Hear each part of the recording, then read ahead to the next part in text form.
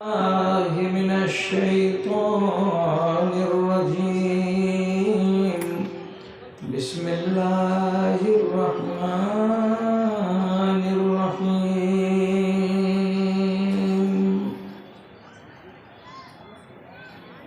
قالت الأعراب آمنا قل لم تؤمنوا ولكن قولوا أسلمنا ولما يدخل الإيمان في قلوبكم إن تطيعوا الله ورسوله لا يلتكم من أعمالكم شيئا.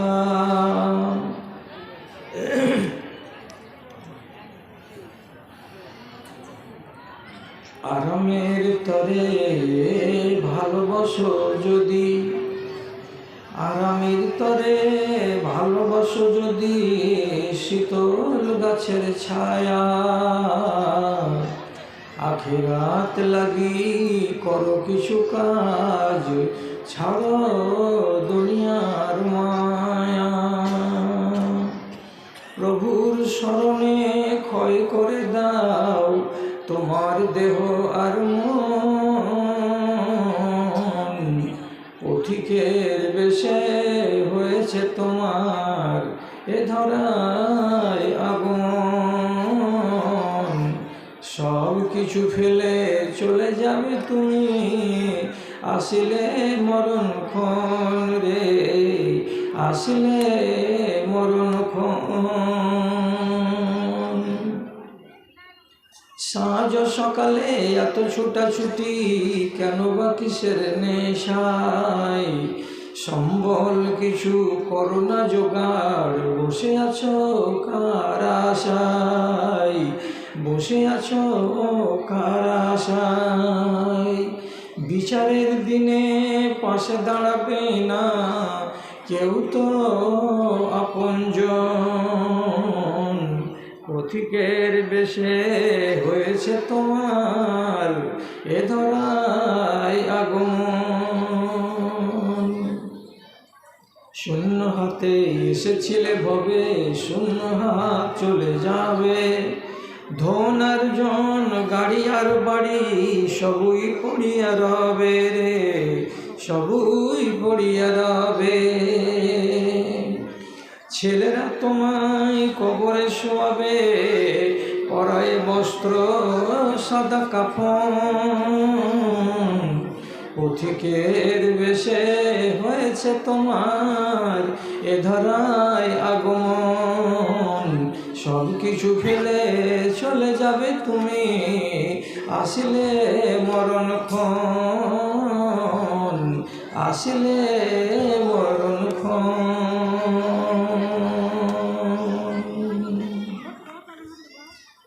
শ্রদ্ধেয় সভাপতি সাহেব, সমবেত এই এলাকার বিভিন্ন প্রান্ত থেকে, বিভিন্ন গ্রাম থেকে, পাড়া থেকে, মহল্লা থেকে মসজিদের একরাশ ভালোবাসাকে বুকে নিয়ে ও ঈমানি জজবাকে সাথে নিয়ে উপস্থিত বিভিন্ন শ্রেণীর আমার ছোট ও বড়, ধনী গরিব, শিক্ষিত অশিক্ষিত ভাই ও বন্ধুগণ তথা মজলিসের এক পাশে শান্তশিষ্টভাবে আদবের সাথে বসে থাকা আমার স্নেহের মাতা ও ভগ্নীগণ, আমি আল্লাহ রাব্বুল আলামিনের সংক্ষিপ্ত স্তুতি বাদ গাইছি এবং তার শুকর গুজারি করছি যে এই জায়গায় দীর্ঘদিন পরে আবার আপনাদের সামনে মুখোমুখি হয়ে কিছু কথা বলার জন্য রব্বুল আলামিন সুযোগ করে দিয়েছেন। আপনারা বড় ভাগ্যবান আমার চাইতে বেশি, যেহেতু এসেছেন কষ্ট করে শোনার উদ্দেশ্যে, তখন একবার পুণ্য অর্জন করেছেন, আবার এখানে বসে বসে কষ্টকে সহ্য করে শুনছেন, আর একবার এক সুযোগ পেলেন। আপনি এই ভালো ভালো কথাগুলো ওলামায়ে দ্বীনের মুখ থেকে শ্রবণ করার পর সেগুলোকে যদি কিছু অংশকে স্বীকৃতি দিতে পারেন, তাহলে আপনি হলেন আক্কেলওয়ালা লোক এবং বিবেকবান লোক, সেটা কোরআনের ঘোষণা। এবং নিজেদের সচ্ছল অবস্থা অসচ্ছল অবস্থার দিকে লক্ষ্য রেখে সাধ্যমতো এই আল্লাহর ঘর মসজিদকে কিছু দান করলেন, করে আরেকটা সুযোগ গ্রহণ করলেন পূর্ণ অর্জন করার। সুতরাং একদিক থেকে নয়, 4 দিক থেকে আপনি আল্লাহ রাব্বুল আলামিনের শুকরগুজারি করতে বাধ্য এবং তার নামাক হালালি করতে বাধ্য। তাই আপনাদের সবাইকে বলছি, একবার মুহাব্বতের সাথে আল্লাহ রাব্বুল আলামিনের একটুখানি নামাক হালালি করুন, একটুখানি কৃতজ্ঞতা জ্ঞাপন করুন, শুকরগুজারি করুন। যদি বলেন ঠোঁটটাকে নাড়িয়ে মুহাব্বতের সাথে আস্তে করে একবার আলহামদুলিল্লাহ। তারপরে তার আখেরি রাসূল রহমাতুল্লিল আলামিন বিপ্লবী জননেতা জানাবে মুহাম্মাদুর রাসূলুল্লাহ সাল্লাল্লাহু আলাইহি ওয়াসাল্লামের উপর শত সহস্র দারুদ ও সালাম নাজিল হোক। আল্লাহুম্মা সাল্লি আলাইহি আল্লাহুম্মা বারিক আলাইহি। বিরাদরান ইসলাম, আপনাদের সামনে আমি আমার নিজের ধারণা মতে ঘন্টা থেকে 1.5 ঘন্টার সময়কে টার্গেট করে কথা আরম্ভ করলাম। আপনি যদি সঙ্গ দিতে পারেন আলহামদুলিল্লাহ, আর সঙ্গ দিতে না পারেন তাহলে খুব মিষ্টি তালে কেটে পড়বেন, হই হট্টগোল করবেন না। কেন যে আমি যে কথাগুলো আপনাদের সামনে বলতে যাচ্ছি সে কথাগুলো সত্যি সত্যি সহি হাদিস এবং আল্লাহর কিতাব থেকে আপনাকে আমি শোনাবো এবং বিষয় ভিত্তিক কথা বলবো। আমি বিষয় থেকে বাইরে এদিক ওদিক যাব না। আমি আপনাদের সামনে আজকে সূরা হুজরাতের 14 নম্বর আয়াত পড়েছি। সে আয়াতটাকে সামনে করে আমি যে কটা কথা বলছি আপনার দিমাগের কাছে একটা জিজ্ঞাসা চিহ্ন যাবে এবং সেই জিজ্ঞাসার জবাব আপনি তলাশ করবেন। আমি আপনাকে ওই জিজ্ঞাসার জবাব দেব না।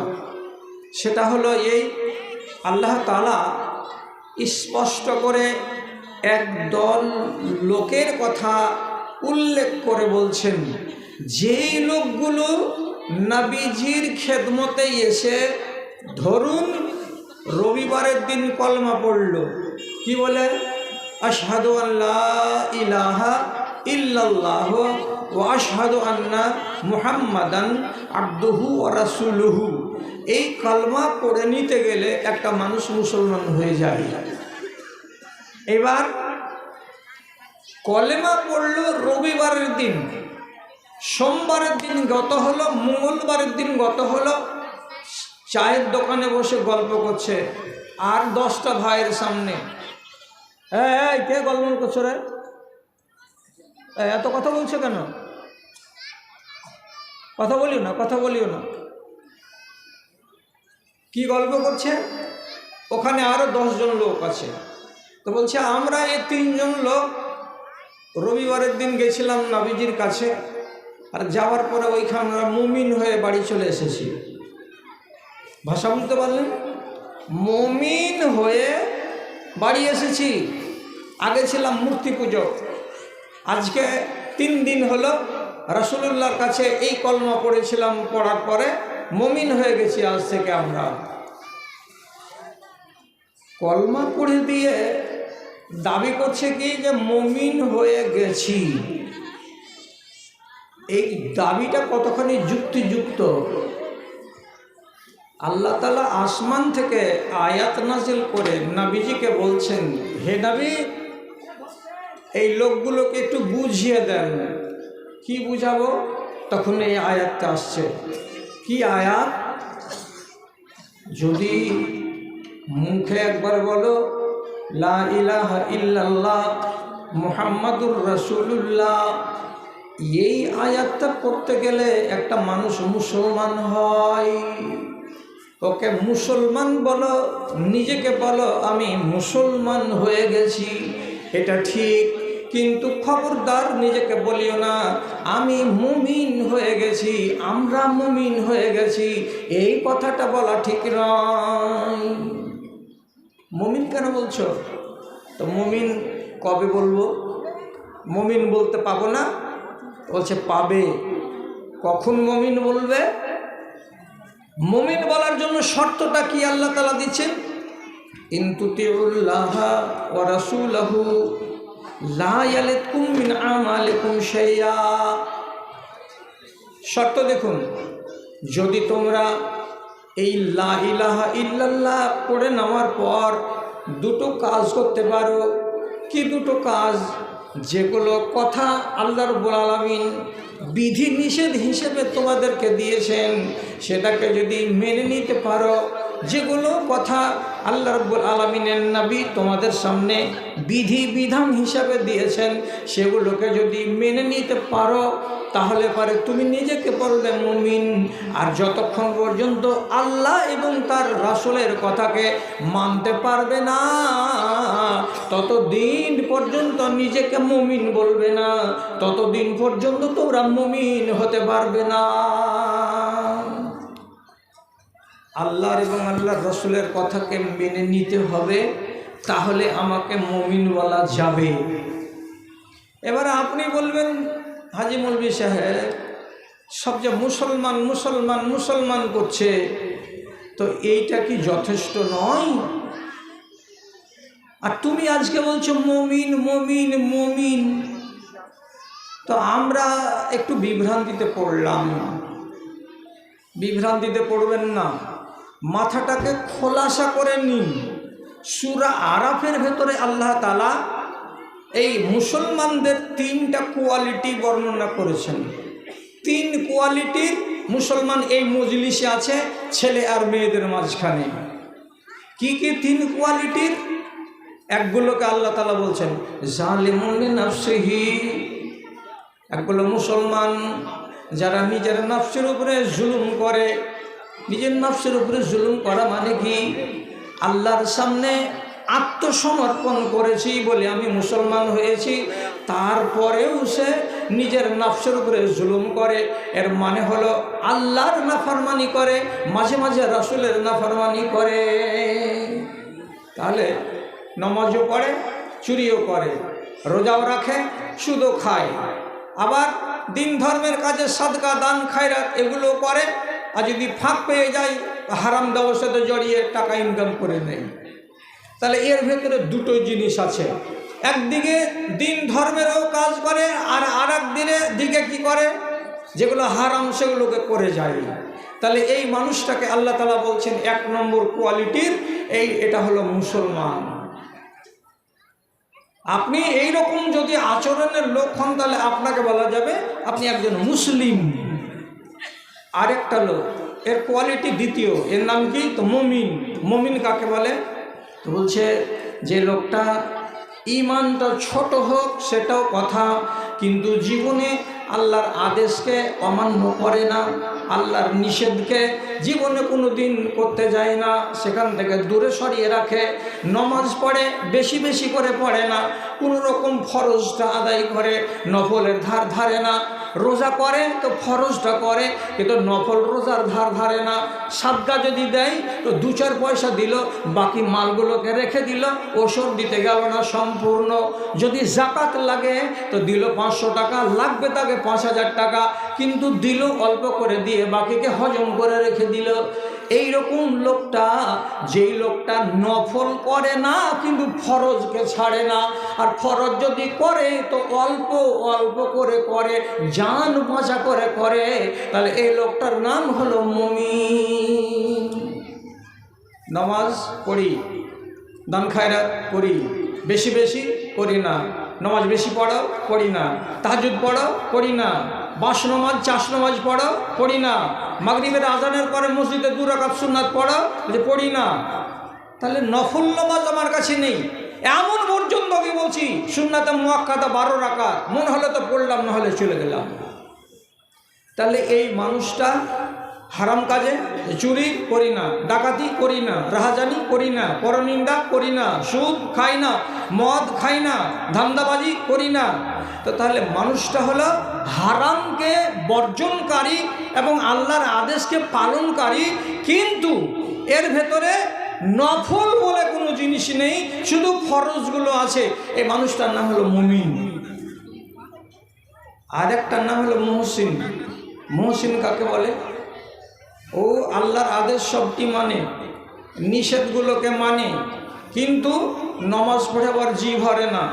রাতের বেলায় রাত 4টাতে উঠে 11 রাকাত নামাজ পড়েছে, ফজরের 4 রাকাত পড়েছে, যেমনি বেলা 8টা হলো আবার 4 রাকাত বাঁশ নামাজ পড়লো, চাষতের নামাজ পড়লো, তারপরে জোহরের আগে 2, 4, 6, 8 রাকাত সময় পেলে তো মেরে দিল, তারপরে 12 রাকাত সুন্নাতে মুআক্কাদা পড়লো, তারপরে মাগরিবের পরে আজানের পর 2 রাকাত সুন্নাত নফল পড়লো, এশা নামাজের পরে তাহাজ্জুদ বিতর পড়ার আগে 2, 4 রাকাত আবার নামাজ পড়ে দিল। তাহলে নফল নামাজও বেশি পড়ে। রোজার বেলা রোজা কতটি করলো? রমজানের রোজা করলো, তারপরে সওয়ালের 6টা করলো, তারপরে আরাফার রোজা করলো, তারপরে মুহররমের 2টা 9 আর 10 রোজা করলো, তারপরে প্রত্যেক সোমবার আর বৃহস্পতিবারের রোজা করলো, তারপরে 13, 14, 15 এই 3টা বীজের রোজা তাকেও পালন করলো। তাহলে নফল রোজাও করে যাচ্ছে, নফল নামাজও পড়ে যাচ্ছে, আর যেটি ওয়াজিব ছিল তার উপরে যাকাত, তারপরে এগুলো দিয়েও আবার যখন তখন 10 টাকা, 5 টাকা, 20 টাকা, 30 টাকা করে দিতেই থাকছে। এই বেশি বেশি করে আমল করছে। আর কি করছে? মানুষের সঙ্গে রহম করম করছে। কেমন? তো বলছে এর নাম হলো এহসান। এহসান করার মানে হলো নমাজে খাড়ো হচ্ছে, তো ও নিজেকে বলছে আমি মনে মনে বলছি এটা আমার শেষ নামাজ, আর এশারের নামাজ পাবো কি না আল্লাহ জানে। এত খালেস নিয়তে দাঁড়াচ্ছে। আর কি করছে? এই মহিলা আর এই ছেলে বা পুরুষ যখন ও ইবাদত করতে যাচ্ছে, তো তার আগে এহসান কথাটাকে মাথায় রাখছে। অর্থাৎ মায়ের প্রতি, বাবার প্রতি জুলুম নয়, প্রতিবেশীর প্রতি অবিচার নয়। এমন পর্যন্ত কি ব্যবসা করতে গিয়ে কোনো মানুষ যদি বলে ভাই আপনার পটলের দাম হলো 22 টাকা, তো 2টা টাকা খুচরা নাই জি ভাই, তো আপনি বললেন যাও, নাই তো নাই, তোমাকে ছেড়ে দিলাম, চলে যাও। আপনি লেনার দেনার বেলাতেও আপনি এতটা এহসান করেন এবং উদারতা দেখান। আবার নবীজি বলছেন এই লোকটা যদি গরু, ছাগল, ভেড়া, বকরি জবে করে, তো জবে করার কালেও সে তেজ চাকু, তেজ হাঁসুয়া দিয়ে গরু, ছাগল, বকরি, মুরগিকে জবে করে যাতে তার কষ্টটা কম হয়। তাহলে এই মানুষটা সর্বত্রই এহসান করে মানুষের সাথে, জীবের সাথে, প্রাণীর সাথে, এবং নামাজ পড়ার করে আল্লাহ রাব্বুল আলামিনের সাথে। এই মুসলমানটার কোয়ালিটি আল্লাহ তাআলা বললেন এর নাম হলো মুহসিন। এবার যারা মুসলমান হয়ে মারা যাবে তারা ডাইরেক্ট জান্নাতে যাবে তার গ্যারেন্টি নাই। তবে মুমিন হয়ে যারা মারা যাবে, মুহসিন হয়ে যারা মারা যাবে, তারা ডাইরেক্ট জান্নাতি। এরাকে ইনশাআল্লাহ জাহান্নামের মুখ দেখতে হবে না। তফাৎ বুঝতে পেরেছেন? মুসলমান হয়ে বাঁচা আর মুমিন হয়ে বাঁচাতে তফাৎটা কি? এখন পোস্টমর্টম তো করবো আপনার আমি, কেন যে আমার বিচার কে করবে? আমি তো বাপের জমিদারি থেকে কথা বলবো না। আপনাকে যেটা কথা বলবো কোরআন এবং হাদিসের কথা বলবো। এখানে আপত্তি ঠেকতে গেলে ভাদু মাদ্রাসা যে ফাইসালা চাইবেন, এই এমন কথা নবী বললেন কেন? কথা শুনুন, আমি আপনাকে বলছি দাদা আমার, একদম কথাগুলো যে লাগবে আপনাকে গিয়ে না, তো আপনি বরদাস্ত করতে পারবেন না যে এগুলো কেন শোনাতে আসলা তুমি আমাদের কাছে। আব্দুল্লাহ বিন উমর রাদিয়াল্লাহু তাআলা আনহু তিনি হাদিসটা বয়ান করছেন। কি বলছেন? লাইয়াতিয়ান্না আলান নাসে জামানুন ইয়াজতামিউনা ফিল মাসাজিদে ওয়া লাইসা ফীহিম মুমিনুন। একটা দিন চলে আসছে মানুষের সামনে, সেই দিন মসজিদে উপর তলাতে 2 লাইন মেয়ে ছেলে নামাজে হাজির হবে এবং নিচু তলাতে 4 লাইন নামাজি হাজির হবে। নিচে পুরুষ লোকেরা 4 লাইন আর উপর তলাতে মেয়ে ছেলেরা 2 লাইন, 6 লাইন ভর্তি মসজিদে নামাজিরা নামাজ পড়লো। কিন্তু আব্দুল্লাহ বিন উমর বলছেন এতটি নামাজি নামাজ পড়লো এ মসজিদের ভেতরে, কিন্তু তিনি তাজ্জব কথা বলছেন কি লাইসা ফীহিম মুমিনুন, এদের ভেতরে 50টা মেয়ে ছেলে নামাজি ছিল, একটাও মুমিন নয়। এরা বেটা ছেলে 200টা ছিল, এরা একটাও মুমিন নয়। এরা কেউ মুমিন নয়, অথচ এরা নামাজে এসেছে। সব বাদ, সব বাদ। এটাই মসজিদ নেন না, ব্যাংক মোড়ার মসজিদ। মাগরিবের টাইমে 400-500 লোক হচ্ছে, ফজরের টাইমে 250 লোক হয়ে যাবে। আব্দুল্লাহ বিন উমারের হাদিস অনুযায়ী বলছি, একদিন আসবে সেই জমানার লোকেরা মসজিদে জমা হবে নামাজের জন্য। কিন্তু তুমি দেখো, একবারে সত্য কথা, এদের ভেতরে একটাও মুমিন নয়, এদের ভেতরে একটাও মুমিন নয়। কপালে হাত। আল্লাহ জি নমাজ পড়তে এসেছে জাড়ের দিনে, কনকনে শীতের দিনে, ওযু করেছে ঠান্ডা পানিতে, আর তার আগে বলা হচ্ছে যে এরা মুমিন নয়। মুমিন নয় মানে কি? তাহলে আগেকার ব্যাখ্যা যদি মগজে থাকে, তাহলে এইবার তর্জমাটা ভালো করে বুঝুন। মুমিন নয় কেন? তো ব্যাখ্যা করতে গিয়ে তিনি বলছেন, কতটি লোক ছিল? বলছে 100টা। বেটা ছেলে কতটি? বলছে 60টা। মেয়ে ছেলে কতটি? বলছে 40টা। ময়না তদন্ত করে দেখো এরা কেন মুমিন নয়। তো বলছে নজর দিয়ে ভালো করে তাকাও, এই 60টা পুরুষ লোকের ভেতরে 10টা লোক পাওয়া যাবে যে লোকগুলো আজ পর্যন্ত নেশা সেবন করে, আর মসজিদে আসার আগে মুখটাকে ধুয়ে মসজিদে যায়, মসজিদ থেকে বেরিয়ে গেলেই আবার নেশাতে মুখ লাগাবে। নেশা আজ পর্যন্ত সেই লোকটা ছাড়তে পারেনি। এবং নবী বলছেন, নেশা সেটা ছোট হোক কিংবা বড় হোক, মেজ হোক কিংবা সেজ হোক, অল্প হোক কিংবা বেশি হোক, নেশা বলতেই হারাম, নেশা বলতেই হারাম। আর যারা হারামকে মানবে না তারা মুমিন নয়, তারা মুসলমান। 10টা লোক পেলাম, তো 3 জনের প্যাকেটে খাইনির প্যাকেট ভরা আছে, বলবান সব খাইনি, বাইরে গেলেই চুন মাখাবে আর গিলবে। 6-7টাকে পেলাম, আর পকেটে তিরাঙ্গা ভরা আছে। তো গাল দিচ্ছে না, এটা ভাষা বলছি, রাগ করিয়েন না। যারা এগুলো খায় তারা হলো হারাম খোর, মানে হারাম খানেওয়ালা। 60টা বেটা ছেলের ভেতর থেকে যদি 10টা বেটা ছেলে বেরিয়ে যায় যারা এই নেশা সেবন করে, তারা মুসলমান, তারা মুমিন নয়। 10টা বাদ। আর বাকিটি বাসমলি সাহেব বলছে, আর বাকিটি দেখতে গেলাম, আর 10টা লোককে খুঁজতে খুঁজতে দেখতে পেলাম এমন এই লোকটি সুদ খায়, সুদ ছাড়া এদের জীবন চলে না। কেমন সুদ খায়? বলছে হয় বন্ধন ব্যাংকে সুদ নিয়ে রেখেছে, অথবা ব্যাংকের যে টাকা জমা আছে সে টাকাগুলো বছরের মাথায় যে তাকে 4 টাকা শতকরা দেওয়া হয়, সে টাকাগুলোকে তারা ইন্টারেস্ট বলে, লভ্যাংশ বলে, এগুলোকে সুদ বলে না। আর এগুলোকে নিজের টাকার সঙ্গে যোগ বিয়োগ করে নেয়, এগুলো জীবনে কোনো দিন বোঝা মনে করে না। এবং এগুলো বাইরে কাউকে, গরিব দুঃখীকে, কোনো হিন্দু গায়ের মুসলিমকে দিয়ে দেয় না। সে মনে মনে বলে আমার টাকা তো বন্ধা নয়, ব্যাংকে থেকেছে, আর ব্যাংকওয়ালা আমার টাকাকে খাটিয়ে আজকে আমাকে সামান্য এতটি টাকা দিয়েছে, তো এই টাকাটি হারাম কেন হবে? আমার মগজে কুলাই না। এই জন্য টাকাটিকে আপনি হালাল করে নিলেন। সেই সুদখোর লোকগুলো যদি এই মজলিসের ভেতরে না এই মসজিদের ভেতরে 10টা থাকে, তাহলে এই সুদখোর কারণে সেই লোকটাকে ইমানের সীমানা থেকে বের করে দেওয়া হলো। এই 10টা লোক কিন্তু মুমিন নয়। কটা হলো? 20টা হয়ে গেল। তাহলে সুদখোর হলো 10টা, মদখোর হলো 10টা। তার ভেতরে দেখতে পাবেন 4টা থেকে 5টা নজওয়ান ছেলে আছে। সেই ছেলেগুলো কেমন? তো বিয়ে করেছে, তো 2 লক্ষ টাকা করে টাকা আগে শ্বশুরের কাছ থেকে বুঝিয়ে নিয়েছে, নেওয়ার পরে বিয়ে করেছে। যদি বিয়ের আগে শ্বশুরের উপরে প্রেশার ক্রিয়েট করে কেউ টাকা নিয়ে থাকে, তো এই ছেলেটাকে বলা হবে হারামখোর। এটা গালি নয়, এটা হলো হারাম খানেওয়ালা। এই ছেলেটা মুমিন নয়, এই ছেলেটা হলো মুসলমান। কেন মুসলমান? সে লা ইলাহা ইল্লাল্লাহকে বিশ্বাস করে। কটা বার হলো? যে 5টা বাইর হলো। আর বাকিটি কি আছে? বলছে আর 5টা ছেলে পাওয়া গেল, লোক পাওয়া গেল। এরা কি করে? তো এরা ধান্দাবাজি করে। কিসের ধান্দা?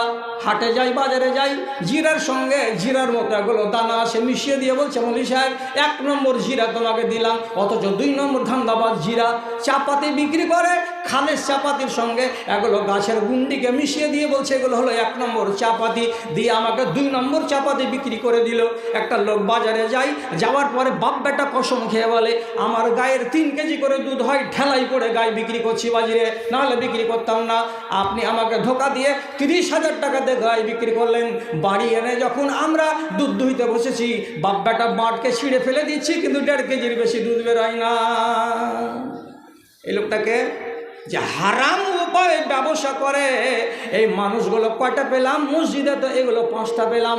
এই করে আব্দুল্লাহ বিন উমর 3টা 4টা উদাহরণ দেওয়ার পরে বলছেন বাকিটি খুঁজে নাও তোমরা নিজেরা, আর নিজে নিজে দেখো যে 50টা 60টা লোকের ভেতরে একটাও ভালো লোক পাওয়া যাবে না যাকে মুমিন বলা যায়। 4টা লোক পেলাম, বুড়া, খায় না, তিরঙ্গা খায় না, কিচ্ছু করে না, কিন্তু এই বুড়া এমন গজ পাকা বুড়া যে জমির বারাত মেরে রেখেছে। কি করেছে বাবজি? ওই যে 3 বেটাকে লিখে দিয়েছি, বেটিটি কি করছে? তো কেছে বসে বসে চুলকেছে। কত বড় হারামি বুড়ার বুড়া! যদি হজে যাবে তো হজে যাওয়ার আগে বিচি প্যারাই করে জমির, এবার হজে যাচ্ছে কি জন্য? আরে বেটা মরবো কি বাঁচবো। আগেকার লোকেরা কাফন নিয়ে যেত, আর এখনকার হাজিরা কাফন নিয়ে যায় না। কেন যায় না? যে এই তো চড়বো দমদমে, আর 6 ঘন্টা পরে নেমে যাব, মরবো না রে। তবুও বলে তোর ভাইয়ের সাথে মাপটাপ করেলে 33 বছর ধরে যে ভাইয়ের সাথে কথাবার্তা নয়, সে ভাইয়ের সঙ্গে চালা সবুদ করে নেওয়ার পর এবার যাচ্ছে কোথায়? তো আল্লাহকে রাজি করতে। 20 মাল্যটা কি? তো খাট্টার জমি 2 বিঘা থুয়েছে, আর বাদবাকি জমিটি 2 বেটাকে লিখে দিয়েছে, চলে গেল। বেটি যদি বলে হ্যাঁ জি বাপু তুমি যে এরকম কাজ করে গেলে তো এটা কি ঠিক করলে? তো তোর গেলে যে বোচাহির মাঠে আসে রে 3 বিঘারে। আচ্ছা, ওই মাঠের জমি যেখানে খাট্টা বের হয় না, সে জমি বেটির নামে লিখেও তো দিলে না তুমি শুধু নিজের নামে লিখে দিয়ে চলে গেলে। তোমার বেটারা যত বড় ইমানদার, যেদিন ভাগ হবে সেদিন বলবে এখানে আমার ভাগ আছে রে, বলবে না? তাহলে এইরকম চোঠা 3টা পাওয়া গেল 60টার ভিতরে। তো ঠক বস্তা গাও যাক। আব্দুল্লাহ বিন উমর বলছেন কি, খোঁজ করে দেখো গা, 60টা লোকের ভেতরে ইমানদার নেই, সবটি মুসলমান। হাজির 2 লাইন যে বেটি ছেলে ছিল, তো ইয়ারাও কি ওইরকম নাকি? করছে হ্যাঁ। কেন? আর এই মেয়ে লোকটা যে বয়স্ক মেয়ে লোক, তো এর কেন এমন হবে? এই যে বয়স্ক মেয়ে লোকটা, ওর হিসাব করে দেখো গা, ওর বাড়িতে ওর বেটি ওর চোখের সামনে দিয়ে সাইকেল নিয়ে বেরোয়, মাথাতে কাপড় দেয় না। বেটিকে মা জীবনে বলতে পারলো না তুই যদি মাথায় কাপড় না দিবি তো আমার বেটি থেকে বাদ যাবি, আমার গলি থেকে বেরিয়ে যা, এই বাড়িতে পা দিবি না, নাহলে মায়ের মতো মাথায় কাপড় দিয়ে চল। জীবনে কোনো মা নিজের বেটিকে জোর করে তার মাথায় কাপড় চাপাতে যায়নি, বরং মায়েরা বলছে ওরা ছেলে মানুষ, মাথায় না দিল তো কি হলো জি ভাই, ছেলে মানুষ। 14 বছর বয়সে 72টা চেয়ারনি হয়েছে, তুমি বলছো ছেলে মানুষ। এই মা হলো দাগি। আর কোন মেয়ে ছেলেটি, যেই মেয়ে ছেলেটি শাশুড়িকে ভাত দেয় না, শ্বশুরকে ভাত দেয় না, নামাজ পড়তে এসেছে জুমার মসজিদে, আল্লাহর কসম তুমি মুসলমান, তুমি মুমিন নও। আর একগুলো মেয়ে লোক আছে যারা নামাজের টাইমে চলে এসেছে নামাজ পড়তে, কিন্তু তার কাছে অ্যান্ড্রয়েড মোবাইল আছে, অ্যান্ড্রয়েড মোবাইলে 25টা বেটা ছেলের ফোন নাম্বার আছে। তাদের সঙ্গে যখন তখন ভদর করে, আর যখন তখন কথা বলে, চ্যাটিং করে। যদি চ্যাটিং করা মেয়ে ছেলে হয়, অন্য ছেলের সঙ্গে হোয়াটসঅ্যাপে লেনদেন করে, আর কথাবার্তা চালাচালি করে, ফটো চালাচালি করে, তাহলে এই মেয়েটি নামাজ পড়তে গেছে, তাই জন্য মুমিনা নয়। তাকে আল্লাহ রাব্বুল আলামিনের নবীর সাহাবী তিনি বলছেন এটা হলো মুমিন নয়, এটা হলো মুসলমান। যত ডিবিটি ছেলে গেল নামাজে সবকে টেনে বার করে দিলেন। কবেকার কথা? ইয়াতিয়ান্না, একদিন আসবে সময়, সেই যুগের মুসলমানদের অবস্থাটা এই দাঁড়াবে। এবার আপনার উপরে বিচার থাকলো, জিজ্ঞাসা চিহ্ন। আপনি বলেন ভাদু মাদ্রাসা ফাঁকড়িটোলার মসজিদ আর এখানকার মসজিদ অন্যান্য গ্রামের মসজিদ, আপনাকে যদি বলি বের করে দেন 3টা, এই 50টার ভেতরে 3টা মুমিন আছে, আপনি পারবেন বের করে দিতে?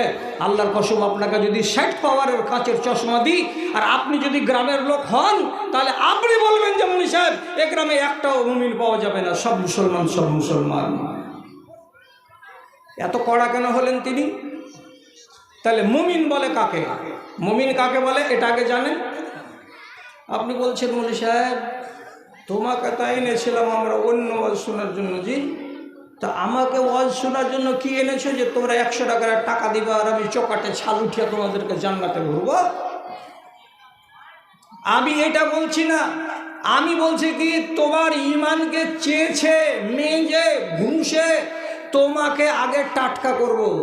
তুমি আগে নিজে ভালো হও, জান্নাত তোমাকে ডাকবে। বলতে হবে না আল্লাহ তাআলাকে, তুমি যে বলবে না আল্লাহ তাআলাকে যে আল্লাহ আমাকে জান্নাত দাও, তোমার জন্য মেহমানি রেডি থাকবে, আগে তুমি নিজে প্রস্তুত হও। এই জন্য আপনার ইমানকে আমি ঝালাই করছি, আমি চেঁচে মুছে পরিষ্কার করে দেওয়ার ধান্দা করছি। মুমিন কাকে বলে?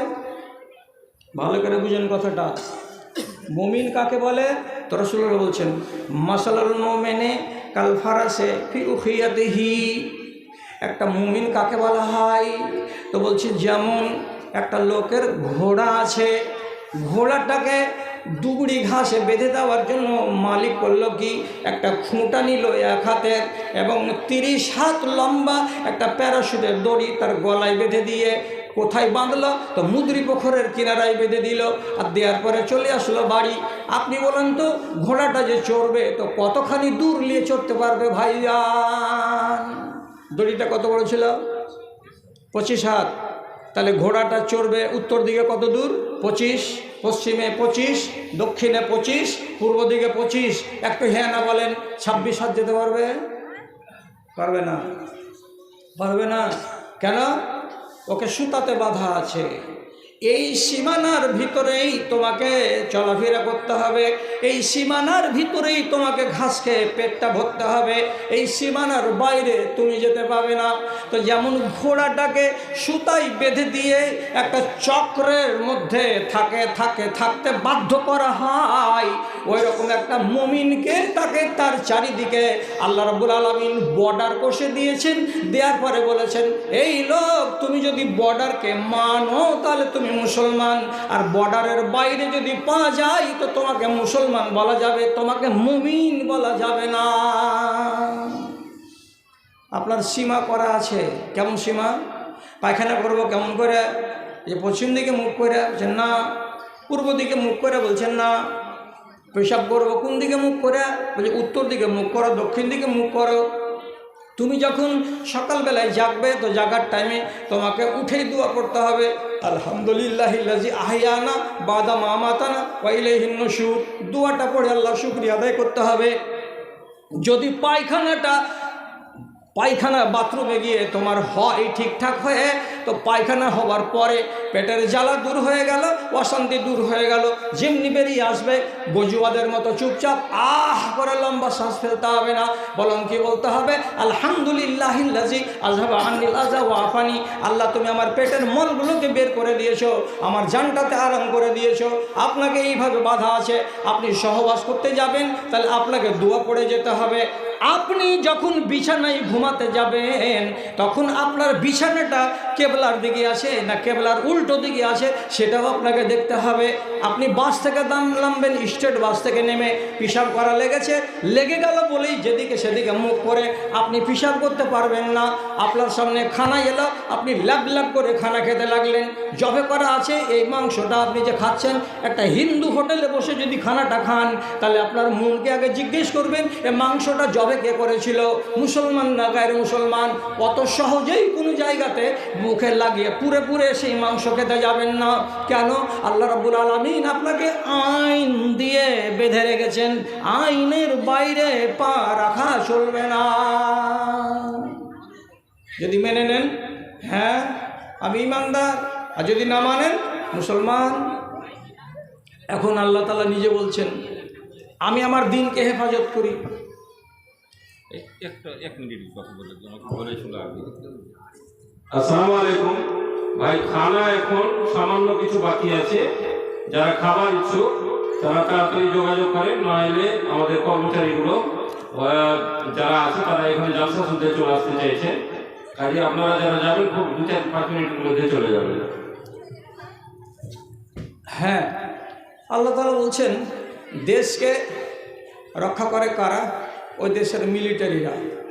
তা আমাদের মিলিটারি হলো বিএসএফ, বাংলাদেশের হলো বিডিআর। সব নিজের বর্ডারে খাড়া হয়ে আছে। ঢুকতে গেলেই আপনাকে বলবে এই কোথায় পাসপোর্ট দেখাও, অনুমতি থাকলে যাওয়া যাবে, না হলে যাওয়া যাবে না। তাহলে বর্ডারের হেফাজত করছে কে? মিলিটারি আল্লাহর দিনের হেফাজত করছে কারা? তো যে দিনকে মানে এই মুসলমানদেরা, আর এই মুসলমানদের ইমানকে হেফাজত করবে কে? কে? আপনার ইমানের হেফাজত করবে কে? আপনাকে মুমিন বানিয়ে রাখবে কে? তো রাসূলুল্লাহ বলছেন, আমার যতগুলো হারাম আছে সমস্ত হারাম হলো আমার মিলিটারি। তোমার ইমানের চারিদিকে আমি খাড়া করে রেখেছি কাকে? আমার মিলিটারিকে। আমার মিলিটারিরা তোমার ইমানকে রক্ষা করবে, তুমি যদি রক্ষা করতে চাও। বুঝতে পারলাম না মৌলভী সাহেব, বুঝতে পারলেন না? এই কোনাতে খাড়া করা আছে একটা আল্লাহর হারাম, এর নাম কি? বলছে সুদ। এখানে খাড়া করা আছে একটা মিলিটারি, এর নাম কি? বলছে এর নাম মদ।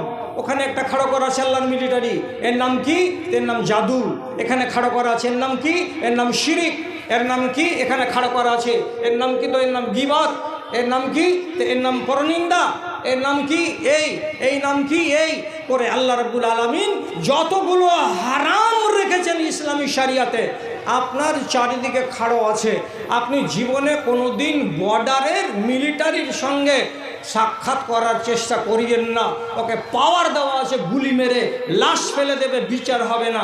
অতএব আপনি যদি ইমানটাকে টিকাতে চান, তাহলে আল্লাহর মিলিটারি যারা আপনার ইমানকে হেফাজত করছে তার সাথে যেন আপনার জীবনে মোলাকাত না হয়। যেদিন মোলাকাত হবে, জান যাবে না ইমান যাবে, আপনি মুমিন থেকে মুসলমান হয়ে যাবেন। বুঝতে পারলাম না? পারলেন না? এই কোনাতে মিলিটারিটার নাম কি ছিল? তো যার নাম ব্যভিচার।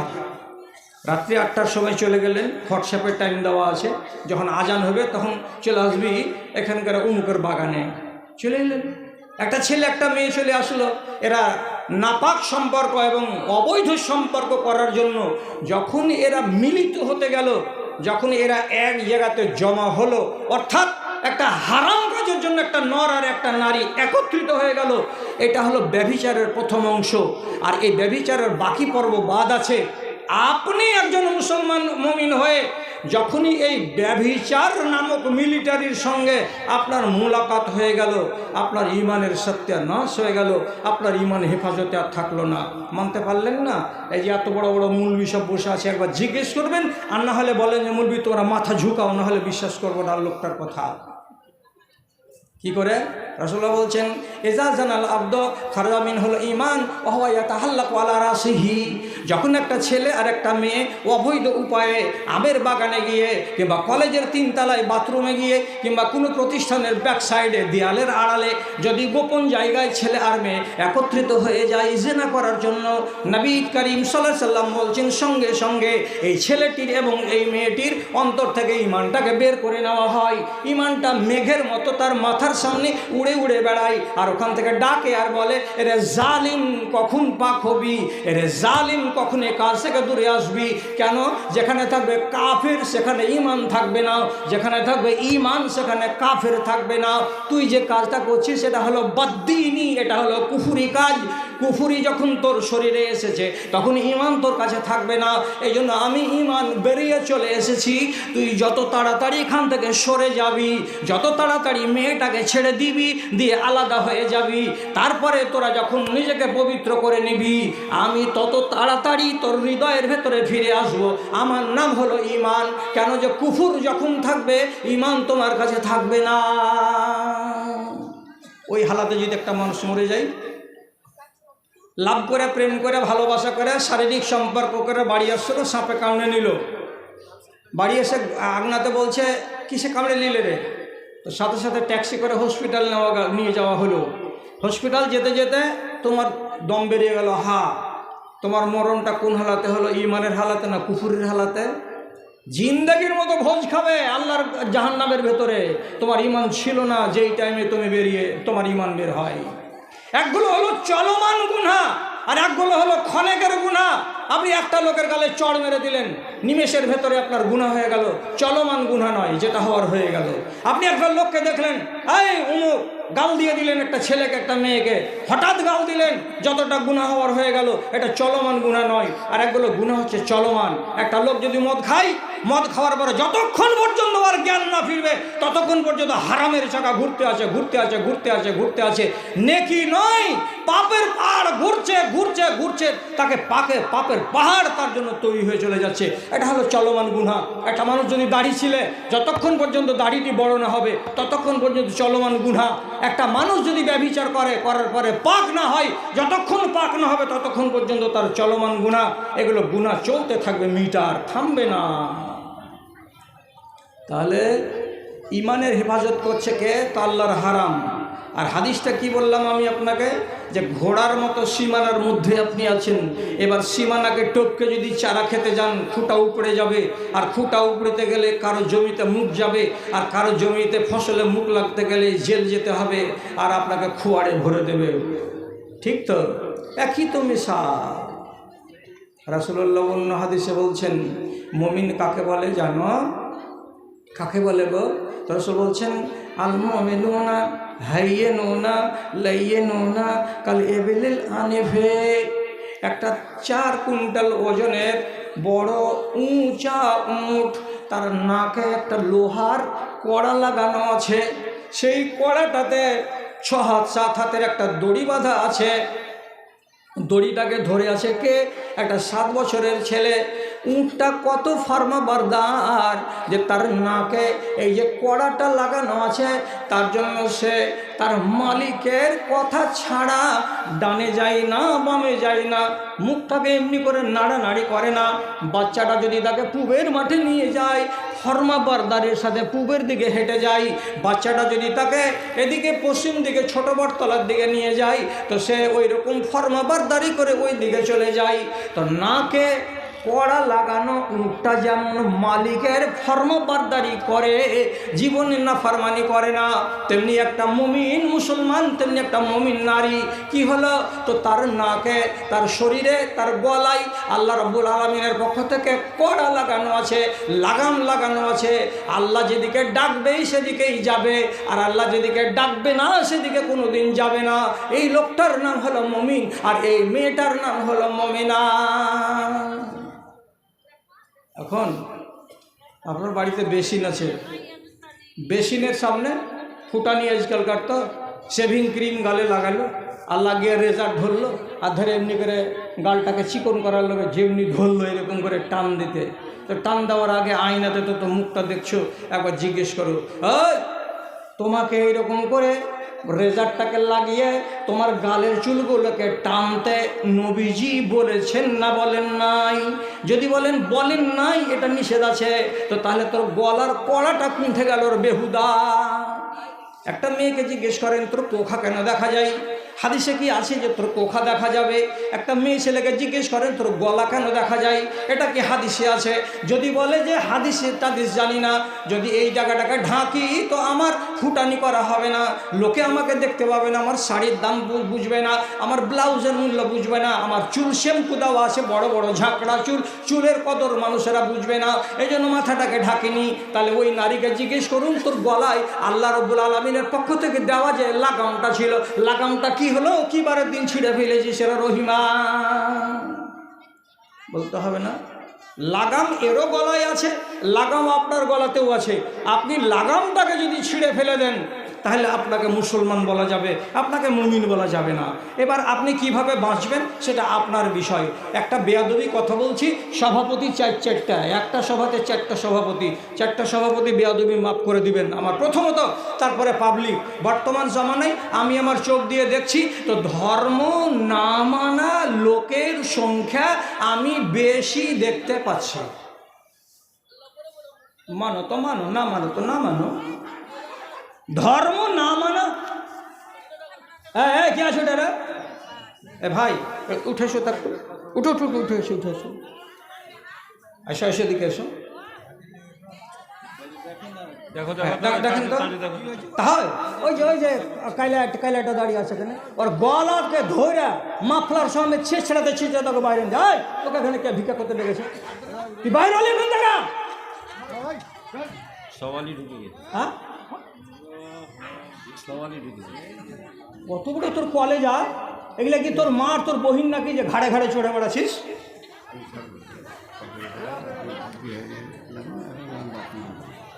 টাকা একটু ধরে রাখেন, বিয়ের পক্ষ থেকে টাকাটা আমি যখন শেষের বেলা নিব তখন নিয়ে নেবো ইনশাল্লাহ। বাইর হলে কি না? বাইর হলো, হয়েছে না হয়নি? আর গলায় পায়ে দড়ি বাঁধা টানো শেষ হলে বড় হারাম ঘরের কত টাকা ঋণ আছে যে রাতের বেলা এরকম করে মেয়ে ছেলের ঘাড়ের উপরে চড়ে চড়ে ভিক্ষা করে বেড়াচ্ছে। সাথে কি দুনিয়ার আলেমেরা বলছে যে এগুলা জালসা করা যায় নয়। হ্যাঁ, শালা দোলনা চলে আসছে, খেলনা চলে আসছে, এমনি করে যে ফিরকিতে ঘুরছে, তো 12 ছেলের মা তাও ফিরকিতে চড়ে ঘুরছে। হ্যাঁ, হায় হায় রে হায় রে।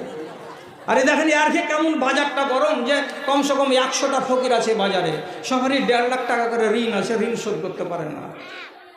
হ্যাঁ বলছিলাম, এই থেমে যাও, খালা গেল, মা গেল, থেমে যাও, একটু থেমে যাও। কি বলেছিলাম কথাটা? চোখ দিয়ে দেখছি বর্তমান জামানাতে, তো আমার চোখে বেশিরভাগ আমি মানুষকে দেখতে পাচ্ছি যারা ধর্ম মানে না।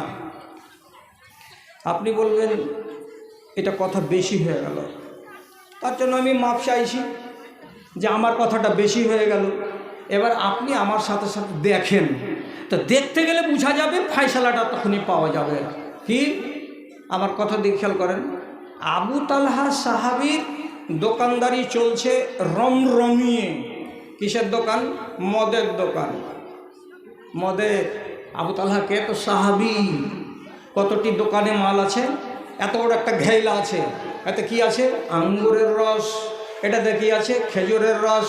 এটাতে কি আছে? তো জবের রস। এটাতে কি আছে? তো কাঁচা খেজুরের রস।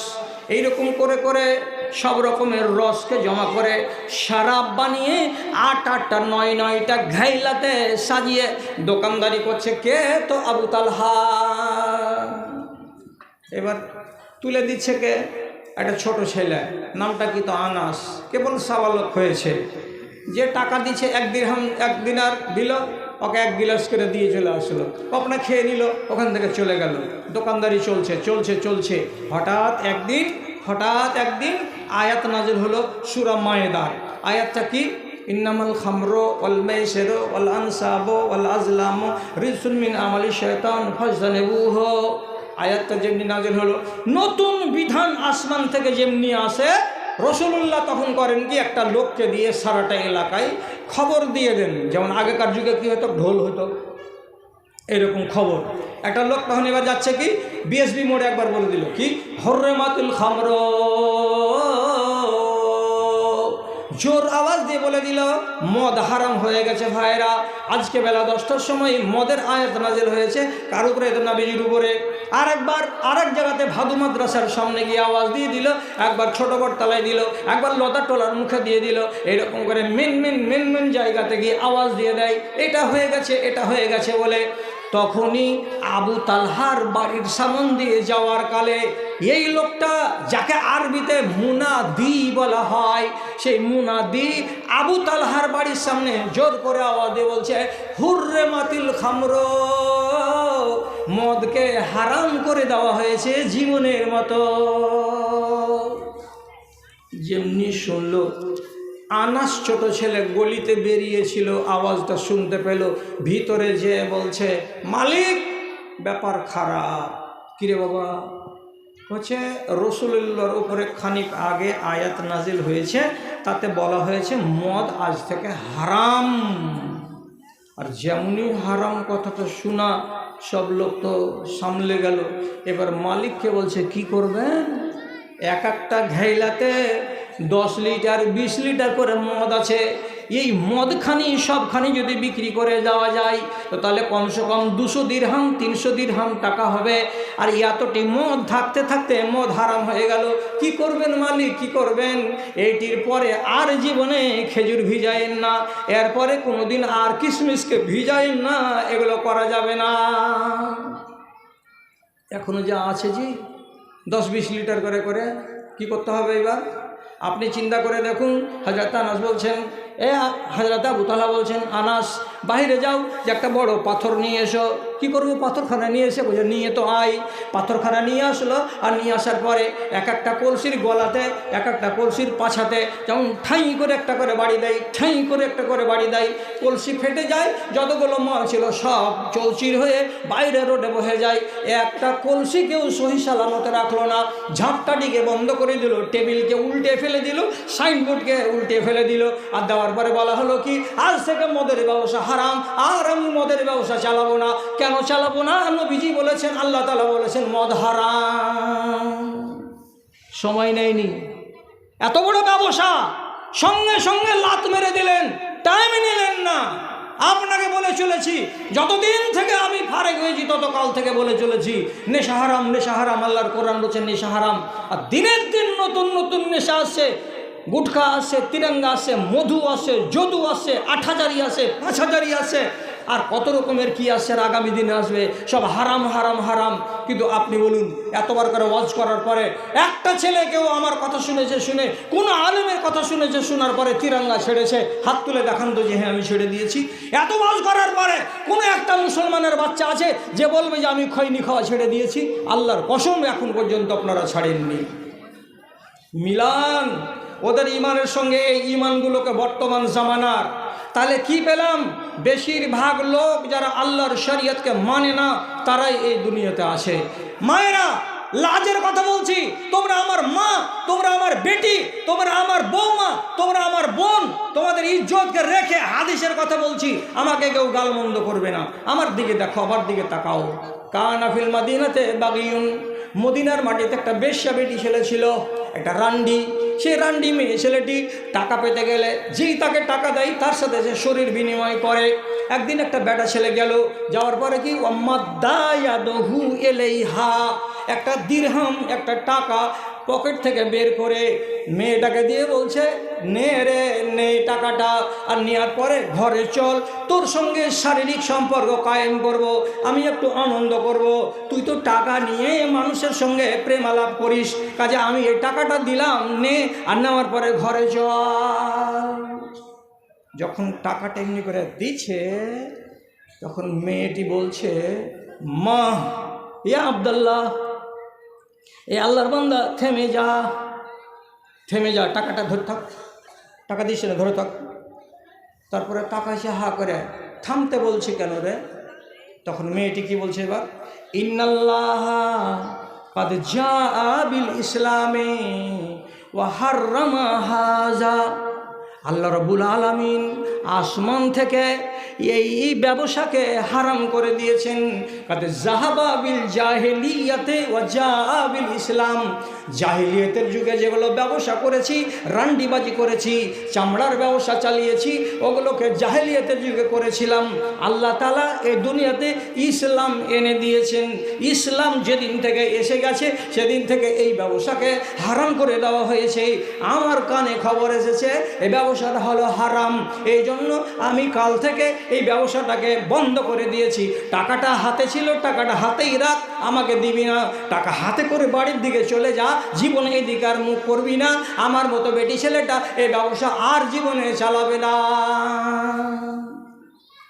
কত বড় নেককার বেটি গো, কোরআনের হাদিসের শরীয়তের কথা কানে গেল, তোমার ব্যবসা যেটা ওর রুজি বন্ধ। এই লোকটা চলে আসছে, তো এই দিকে গেছিল, আবার বাড়ির দিকে যাচ্ছে, তো এই মনে মুখ করে এবার করে মনে হাঁটছে, আর ঘুরে দিকে তাকাইছে, এমন করে হাঁটছে, একবার এদিকে তাকাচ্ছে, এমন করে তাকাবার মানে কি? তো মন বলছে যদি আজ একবার বলি দেয়, যখন আজ আসিস তো আয়, আর এরপর থেকে আসিস না। কিন্তু না, না যে বললো তো না, এবার এই মনে মুখ করে এই মনে তাকায়, এই মনে মুখ করে মনে তাকায়, বেখেলে হয়ে চলতে চলতে আর একবার হলো আশাবাহু বেজদারে হায়াতিন, একটু দূর যাওয়ার পরে এমনি করে টেढ़া বেঁকা করে দেখতে দেখতে হঠাৎ এই কোণা দিয়ে যাওয়ার সময় ভিডিও চায়ের দোকানে যে বাড়া বাড়া কোড়াগুলো ছিল, ওই কোড়াতে ঠাকাম করে কপাল লেগে গেল, আর যেমনি লেগে যাওয়ার তত্তরিয়ে তাজা রক্ত বেরিয়ে গেল। আর তাজা রক্তকে নিয়ে হাঁটতে হাঁটতে নবীজির দরবারে চলে গেছেন। আর যাওয়ার পরে বলছেন, হে আল্লাহ পাকের রাসূল, ঘটনা হলো আমার এই। কি ঘটনা? আমি গেছিলাম অমুক জায়গায় মুদরির পাটালে, যেখানে একটা বেটি ছেলে এই ব্যবসা করতো। আমি টাকা দিয়েছিলাম তো টাকা নেয়নি, ব্যবসা করতে রাজি হয়নি। আমি ঘুরে চলে আসছিলাম, বারবার আশা করে ওর দিকে তাকাচ্ছিলাম, এই করে বেখেয়াল চলতে গিয়ে আমার কোড়াতে কপালটা ফেটে গেছে, লহুলাহান হয়ে গেছে আমার চেহারাটা। বলুন তো আপনার কি বলার আছে? রাসূলুল্লাহ বলছেন, ইজা আরাদাল্লাহু বিআবদিহি খায়রান ইউআজ্জিলু উকুবাতাহু ফিদ দুনিয়া, যখন আল্লাহ তাআলা কোনো বান্দার আযাবকে হালকা করার ইচ্ছা করেন, তখন দুনিয়াতে ওকে একটা আযাবে মুবতলা করে দিয়ে, তার আযাব দিয়ে তাকে তার গুনাহ থেকে মুক্ত করে দেন। তার শাস্তিটাকে লাঘব করে দেন আল্লাহ তাআলা। তুমি যে পাপের কাজে গেছিলে একটা মেয়ে ছেলের সঙ্গে বেশ্যাগিরি করতে, এটাই হলো অন্যায়। আর এই অন্যায় থেকে ফিরে আসার পথে তোমার কপাল ফেটেছে, যার কারণে তোমার গুনাহ মাফ হয়ে গেছে, জীবনে দ্বিতীয়বার এই কাজে যাবে না আর। তাহলে আপনাকে বলি, বেটি ছেলেটা কি বলেছিল আর 8 দিন চালাবো, চালার পরে বন্ধ করে দেবো? বলেছিল কি? বলেনি। যেমনি জানলো সাথে সাথে বন্ধ হয়ে গেল। আপনাকে যদি আজ বলে, এরপরে এর আগে আপনি শুনেননি যে তিরঙ্গা হারাম, আজকে আপনি বিএসবির জালসাতে শুনতে পেলেন যে তিরঙ্গা হারাম, ইমানের পাটা আছে মুখে, কালকে থেকে বলবেন যে না তিরঙ্গা দিব না, আর ছোট প্যাকেটকে খুলে বড় প্যাকেটের হতে এমনি এমনি করে ঝুঁকিয়ে হলারে ভরবো না, কথা দিতে পারবেন? আছে এরকম মুমিনের বাচ্চা? না, পারবে না। আমাকে চিরকোট দিয়েছে কোনো জালসাই, বলবি সাহেব মুসলমানের নাপিতের ব্যবসা করতে পারে কি পারে না? বলছে হ্যাঁ পারে। আমি বললাম হ্যাঁ পারে। যেমনি চিরকুটটা পড়ে বলেছি যে হ্যাঁ পারে, তো সাথে সাথে ও আরেকজন ওর সঙ্গে বলছে হলো রে শালা। বলছে হলো রে শালা। তুই বলছি পারে না, পারে না। বলছি ব্যাপারটা কি? বলছে পারে না। বলছে খুলে কথা কহি, তুমি কি মুসলমানের দাড়ি কামাও? বলছে হ্যাঁ, দাড়ি কামা বেশি, চুল কাটা 2-4-10টা। তো বলছে পাক্কা হারামি। যতটি দাড়ি কামাবা ওই দাড়ি কামার টাকাটি তোমার হারাম, যতটি চুল কাটবা ততটি চুল কাটা পয়সা তোমার হালাল। তখন চট করে মজলিসের ভিতর থেকে কইছে তাহলে দোকানে ঝাঁপ লাগিয়ে দিতে হবে। তুই ঝাঁপ লাগাবি কি শাটার লাগাবি সেটা তোর ব্যাপার, তাই বলে হারামের ব্যবসা চালাবি আর তারপরে নিজেকে বলবি আমি মুমিন, আমি মুমিন। ওই মুমিন বলার মুখ নেই তোমার যতক্ষণ পর্যন্ত তুমি হারামকে ছাড়তে না পারবে। ভাই রে, তোমরা তো হারামে মেতেছো, হারামে। আর ভাত তরকারি এটা হালাল জিনিস, কার্যক্ষেত্রে হারাম হয়ে যায়। আপনি জানেন আবু বকর সিদ্দিকের একটা চাকর ছিল, ওই কামাই করে এনে আবু বকরকে খাওয়াইতো। কেন গোলাম? একদিন খাইয়ে দাইয়ে দিয়ে মালিকের সামনে মুখামুখি বসে গল্প করে বলছে, মালিক আজকে যে খানাটা খেলেন কেমন লাগলো? ভালো লাগলো রে। যে খানাটা কোথা থেকে ইনকাম করে আপনাকে খাওয়ালাম আপনি জানেন? তখন বলছে না জানি না। তো উনি তখন এই চাকর তখন বলছে সেও মুসলমান। তাকা হান্ত ফিল জাহিলিয়াতে বেরাজুলিন, জাহিলিয়াতের যুগে একটা মানুষের সামনে বসে বসে আমি সোনাভানের গল্প বলেছিলাম সারা রাত, হানিফা পাহালওয়ানের গল্প বলেছিলাম সারা রাত, রুস্তম পাহালওয়ানের গল্প বলতাম সারা রাত। আর এগুলো বলে আমি লোকটার কাছ থেকে টাকা কামাই করেছিলাম। টাকাটা কামাই করে আজকে পেয়েছি, সে টাকা আমি আপনাকে কিনে বাজার থেকে মাল মশলা দিয়ে এই যে আপনাকে সুজি খাওয়ালাম, যে হালুয়া খাওয়ালাম, ওই সেই টাকার টাকা। আবু বকর বলছেন ঝুঠা কাহানি, ঝুঠা কথা বলে তুমি ইনকাম করেছো আর করে আমাকে খাইয়েছো, এই খানা হলো হারাম। সাথে সাথে কি করলেন? ফাকা মাফি বাতনিহি মিনাত তাআমি, সঙ্গে সঙ্গে আবু বকর বাড়ির বাইরের দিকে গেলেন, 10 হাত দূরে এক জায়গাতে বসলেন আর লোলের ভেতরে হাত ভরে দিয়ে যে খানাটা খেয়েছিলেন আধা ঘন্টা আগে সম্পূর্ণটাকে উগলে দিলেন, বমি করে দিলেন। দেওয়ার পরে বড় নিঃশ্বাস নিয়ে বলছেন আল্লাহ রাব্বুল আলামিন আমাকে হারাম গেজা থেকে, রক্ত মাংস হওয়া থেকে হেফাজত করে নিলেন। আমি খানাটাকে এক্ষুনি জানতে পারলাম, তো এক্ষুনি উগলে বাইরে ফেলে দিলাম, আল্লাহ আমার হেফাজত করে দিলেন। খানা পানি এগুলো হালাল, অথচ উপায় হয়েছিল হারাম, বলার কারণে তিনি উগলে ফেলে দিলেন। আপনি কোন জায়গাতে আছেন? শতকরা আমি কি বলেছিলাম যে বেশিরভাগ মুসলমান ধর্মকে মেনে চলে না, অধার্মিক হয়ে জীবন কাটাচ্ছে। আমি যদি কথা বলতে গিয়ে আপনার এই দেশের যেটা আমাদের ভাদু বিয়েরি, তারপরে শামসি পিন্নতলা, এই সমস্ত শেরশাবাদের গ্রামে বিয়ে লাগছে, বিয়েগুলোর যদি দিকে একবার এক নজর তাকাই আর তাকার পরে যদি বলি যে শতকরা 99টা বিয়া গ্যার ইসলামী নীতি অনুযায়ী হচ্ছে, তবে হারাম নয়, একটাই ওর ভেতরে নীতি আছে হালাল, সেটা হলো ইজাব আর কবুল, এটা জায়েজ, এই জন্য বিয়েটা জায়েজ। বাকি বিয়ের পরের আর বিয়ের আগের একটাও কাজ আপনাদের আর আমাদের দেশের মুসলমানের একটাও জায়েজ নয়, একটাও জায়েজ নয়। কষ্ট লাগছে মানতে? কষ্ট যদি লাগে মানতে, তা হাদিস অনুযায়ী কথা বলছি, হাদিস অনুযায়ী কথা বলছি। মুগিরা বিন শোবা বিয়ে করবেন বলে একটা আনসারীর বাড়ি গেছে, আর যাবার পরে বলছে আপনার মেয়ের বিয়ে দিবেন আমার সাথে? বলছে হ্যাঁ দিব, বুধবারের দিন আসিও। কথা পাকা পাকা। রসুলকে এসে বলছেন রসুল আমার বিয়ে হবে আনসারি উমুকের বেটির সঙ্গে, কী বারে? তো বুধবারে। রসুল বলছেন হাল রাই তাহা, মেয়েটাকে দেখেছ? বলছে জি না দেখিনি। রসুল বলছেন ফানজুর ইলাইহা, মেয়েটাকে দেখে নাও। এবার এই লোকটা রোববারের দিন কথা করে এসেছে, তারপরে সোমবারের দিন চলে গেছে, যে ওই গুলিতে হাঁক দিয়ে বলছে আসসালামু আলাইকুম, জোবাইর সাহেব আছেন বাড়িতে? তখন জোবাইর বাইরে এসে বলছে আরে বাবা কালকে তো এসেছিলে, তোমাকে তো বললাম যে বুধবারে আসিও, তো ফের আজ চলে আসলে কেন? বলছে একটা কাজে এলাম। কি কাজ? বলছে আপনার মেয়েটাকে দেখবো। আর যেমন মেয়েটাকে দেখবো বলা, আর পাঁর আগুন মাথাতে উঠে গেছে। হ্যাঁ তুই আমার বেটিকে দেখবি? বকাবকি করছে। বাড়িওয়ালি শুনতে পেল, গলিতে আওয়াজ।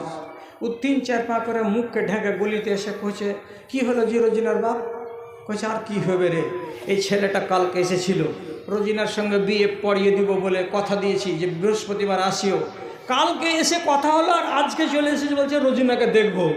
তখন আমার স্ত্রী বলছে এগুলা ফের কোন কথা, মেয়েকে কেনে দেখবে? এগুলা তো আমরা কখনো শুনিনি, ইও নিষেধ। তারপরে তখন যেই মেয়েটার সঙ্গে বিয়ে হবে ওই মেয়েটা নিজে আঙনা থেকে বের হয়ে পর্দার সাথে বাপ মার পিছন দিকে খাড় হয়ে বলছে কি হয়েছে মা? তো বলছে এই ছেলেটার সঙ্গে তোমার বিয়ের কথা হয়েছে, বৃহস্পতিবারের দিন বিয়ে হবে, তার আগে ছেলেটা এসে বলছে আপনার বেটির চেহারা দেখব, এই জন্য আমি আর তোর বাপ রেগে মেগে আছি যে বেটির বিয়ে না হলো মুখ দেখাইতে দিও না। বেটি কি বলছে? একদম সহি হাদিস, একটুও কানা নয়, ন্যাংড়া নয়, লুলা নয়, একদম খাঁটি সহি হাদিস বলছি। মেয়েটা কি বলছে? নিজের বাপার মার মাঝখানে খাড় হয়ে গিয়ে সম্বোধন করছে কাকে? তো জুয়ান ছেলেটাকে দিয়ে বলছে লাও আমার কান্নাবিও আন্তানজোরা ইলাইয়া ফানজোর ওয়াইল্লা ও হারজোকা হারাজা। এই জুয়ান ছেলে, তোমাকে যদি আল্লাহ পাকের নবী আমাকে দেখতে বলে থাকেন তাহলে তুমি আমাকে দেখো, আর যদি নবীজি না বলে থাকেন তাহলে খবরদার ধোকা দিয়ে আমাকে দেখিও না। আমাকে যদি ধোকা দিয়ে তুমি দেখে নাও তাহলে পরে তোমার 12টা বাজিয়ে ছেড়ে দেব, তোমাকে আমি সত্যানাশ করে ছেড়ে দেব। আমার নাম মেয়ে, আমি তোমাকে হুঁশিয়ারি দিচ্ছি, খবরদার কান পেতে শোনো। লোকটা বলছেন না নবী আমাকে বলেছেন দেখতে। তখন গলিতে মেচে পেড়ে দিল, মেচে পেড়ে দিয়ে বসলো, বসার আগে সামনে মহিলা বসলো, মুখটা দেখলো। নাম কি? তো রোজিনা সুলতানা। বাপের নাম কি? তো ইয়াকুব আলী। আচ্ছা ভালো, দেখা হয়ে গেল, বাড়ি চলে গেল। এর বেশি আর কোনো ছেলে দেখতে পাবে না। আবার যে বিয়ে করবে সেই দেখতে পাবে, ওর বাপও দেখতে পাবে না, ওর চাচাও দেখতে পাবে না, ওর বন্ধুও দেখতে পাবে না, কেউ দেখতে পাবে না। কেন পাবে না? যাকে তুমি নিয়ে গেলে বউটাকে দেখতে, ওর যদি পছন্দ হয়ে যায়, তুই যে চুলকাবি পরে, এটা হবে না। হতেই পারে বাপ বেটা বউ দেখে এসেছে, বাড়িতে এসে বলছে মার সামনে যে কেমন দেখলি রে? মা বলছে বাপু কহু কি কেমন দেখেছে? তো আর বাপ কইছে বহু দেখে জি ভরেছে রে, জি ভরেছে বহু দেখে। বেটাকে কইছে কেমন হয়েছে রে বেটা? কইছে বহু দেখতে জি করে না কেন, ভাল লাগেনি দেখতে। তারপরে তখন বুঝে পড়া করার পরে বলছি এমন কেন কথা কইছিস রে? তোর বাপ কইছে জি ভরেছে। কইছে যাহার বাপের জি ভরেছে তাহার বাপকে বিয়ে করতে কহাবে, আমি ওই বহুকে বিয়ে করবে না। যে বাপের বহু দেখে জি ভরে গেছে ওই মেয়ে ছেলেকে আইনা টানবো না। কথাটা দুনিয়ার, এটা হাদিসের কথা নয়। আপনার বাপকে নিয়ে যেতে নিষেধ হলো, কেন নিষেধ হলো? আপনার মা একটাই মাত্র, আপনার বাপের স্ত্রী, বাপ বেটা গেলেন রামপুরা বহু দেখতে, বহু দেখে খুব পছন্দ লেগে গেল। আপনার বাপ যদি বাড়ি এসে কয়ে যে সলমান রে তুই থেমে যা, হাঁকে এটা করে দিতে দে, মানা আছে? বলেন মানা আছে? মানে নাই। তাহলে ওকে দিবেন কেন সুযোগ? আপনি আপনি বিয়ে করবেন, আপনাকে রসুল বলছেন ফানজুর ইলাইহা, ওকে দেখো গা, গ্রালাকে দেখতে বলেনি। আর এখানে বলো 90টা লোক আপনারা নিজের বৌমাকে নিয়ে এসেছেন, একাই বেটা দেখে এসেছে না আপনারা 7 জন মিলে দেখে এসেছেন? আল্লাহর কসম খেয়ে বলেন একটাকে এরকম আসেন নাই, একটাও গেল সব রসার তলে। হ্যাঁ, আপনার বিয়ের বিসমিল্লাহটা গলত, তারপরে গেল কিছু বাইনা। বাইনা কোথায় আছে হাদিসে? মাওলানা নবুদ্দিনের মুখের দিকে তাকান তো, হ্যাঁ না আল মুসলিমুনা আলা শুরুতিহিম, মুসলমানের যদি কথা হয়ে যায় মুখে মুখে এটাই বাইনা। তোর বেটি পছন্দ হয়ে গেছে, তোর বেটা আমার পছন্দ হয়ে গেছে, কথা শেষ। আবার বাইনা কিসের? আর বাইনা হয়ে গেল। সব জানার পরে 2টা গজুয়াকে সোমবারের দিন পাঠিয়ে দিয়েছে। কেতে এসে কইছে দিন ধরতে এসি, তোর বাপ ধরতে এসেছিস রে সালা হারামি সালা, দিন ধরতে এসেছি। কি যা দিন ধরবে? আগে থেকে যে জানি যে আমরা 21 তারিখে বিয়ে হবে, তো তুই দিন ধরতে এসেছিস মানে কি দিনটাকেই পালিয়ে যাচ্ছিল? এই কামিনার জন্য ওই লোকটাকে আবার একটা মুরগা মেরে আর 100টি রসগোল্লা এনে খাওয়াইতে হলো। সাঁঝভোর খাইলো, ট্যাপরা হয়ে খেয়ে দিয়ে গেছে। আর যাওয়ার বেলা তখন কী করছে, দিন ধরে আইনু কী ব্যক্ত করে 21 তারিখ হবে, তা আগে থেকে যে 21 তারিখ হয়ে আছে বলে। আচ্ছা, এটা রেওয়াজ এদেশের মাটিতে আছে, আপনি রেহাই পাবেন এই রেওয়াজ থেকে? কেউ রেহাই পাবে না। আবার বলেন, আপনাকে বলছি দুটা ওই মাওলানা না আমি চিনতে পারছি না, 2টা তো মাওলানা। হ্যাঁ, এরাকে বলেন রাবিয়া আসলামী, একদম পাকা সাহাবি, 22 বছরের বয়সের তরতাজা নওজওয়ান, রসুলের খিদমত করে। রসুল একদিন বলছে বিয়ে করবি না? বলছে আপনার খিদমতের চাইতে ভালো কাজ দুনিয়াতে আর কি আছে যে আমি বিয়ে করব? 7 দিন পরে আবার রসুল বলছেন আওয়ালা তাতাজাওয়াজা, বিয়ে করবে না? তখন মনের কথা খুলে বলছে বিয়ে তো করবো, আল্লাহ রসুল তো কে বেটি দিবে? বাড়ি নাই, ঘর নাই, জমি নাই, জিরাত নাই, আমার মতো ঠেঠা ফকিরকে কে বেটি দিবে? তখন রসুল বলছেন বিয়ে হবে, শুন আমার কথা মানবি? হ্যাঁ, চলে যা। এখান থেকে হাঁটতে হাঁটতে উত্তরপাড়া আনসারিদের মহল্লাতে একটা লোকের নাম রসুল বললেন। তারপরে বলছেন যা ওখানে যে সালাম দে, আর সালাম দেওয়ার পরে বলবি আমাকে রাসূলুল্লাহ পাঠাইলেন আপনার বেটির সঙ্গে আমার বিয়ে পড়িয়ে দেন। বেলা 10টার সময়তে এসে কইছে আমাকে রাসূলুল্লাহ পাঠালেন আপনার বেটির সঙ্গে আমার বিয়ে পড়িয়ে দেন। লোকটা বলছে, রসুল বললেন হ্যাঁ। বলছে বড় ভাই একটু এদিকে আসিও, আমি যাদের একটু এদিকে আয়, বড় বেটা জয়নাল কোথায় আছিস এদিকে আয়। 4-5 লোককে গলিতে ডেকেলে ছেলেটাকে মাঝখানে বসিয়ে দেয়, বলছে তোরা সাক্ষী থাক, এই ছেলেটাকে রাসূলুল্লাহ পাঠিয়েছেন আমার মুরজিনার সাথে বিয়ে দেওয়ার জন্য, আমি আমার মুরজিনার সঙ্গে এই ছেলেটার বিয়ে দিয়ে দিলাম। হ্যাঁ, হয়ে গেল বিয়ে। আপনারা মনে মনে খালি খুশখুশ করছেন, মোহর কই হ্যাঁ, তো মুলবি কই হ্যাঁ, তো খুদবা কই হ্যাঁ। আল্লাহর কসম ঝগড়া লাগাই না, আমি ঝগড়া লাগা মুলবি নয়। খুদবা যদি নাও থাকে বিয়ে হয়ে যাবে, মোহর যদি আলোচনা না হয় বিয়ে হয়ে যাবে। আপনার বেটিকে যদি সকালবেলাতে আমি 65 বছরের বদরুদ্ধ যেসে বলি আপনার বেটিকে আমি বিয়ে করব, আর আপনি যদি 4 দোকানে 2টা লোকের সামনে খালি কয়ে দেন দিয়ে দিনু আপনার বেটি আমার স্ত্রী হয়ে যাবে। যদি অন্যায় কথা বলি তো দড়ি তৈরি করে থাকেন, কোন গাছে লটকাবেন আমাকে।